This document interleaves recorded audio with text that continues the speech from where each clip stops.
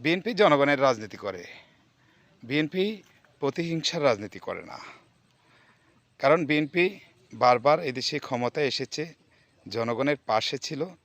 জনগণের সেজন্যই বিএনপি আ একটি জনপ্রিয় দল এবং জনপ্রিয় শীর্ষের দল। তো যারা বিএনপিকে নিয়ে কটূক্তি করছেন, তারা আসলে কেন করছেন সেটা আমাদের বোধগম্য নয়।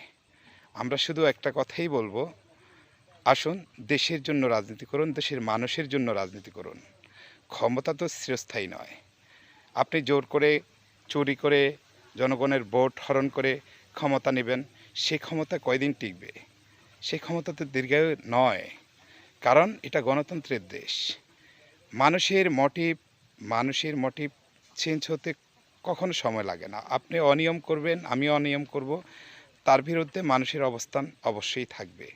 কারণ ৫ই আগস্ট পরবর্তী সময়ে একটি দল, একটি মহল বিএনপিকে নিয়ে যেভাবে কটূক্তি করেছেন, যেভাবে অপবাদ দেওয়ার চেষ্টা করেছেন, আসলে এগুলো কতটুকু দেশের জন্য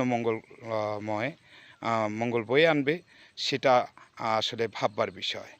তো আসুন দেশ রক্ষার্থে আ দেশ রক্ষার্থে একটি সুন্দর জাতীয় নির্বাচন প পরিবেশনার লক্ষ্যে আমরা সকলে মিলে কাজ করি এবং এটাই করা উচিত বলে আমি মনে করি।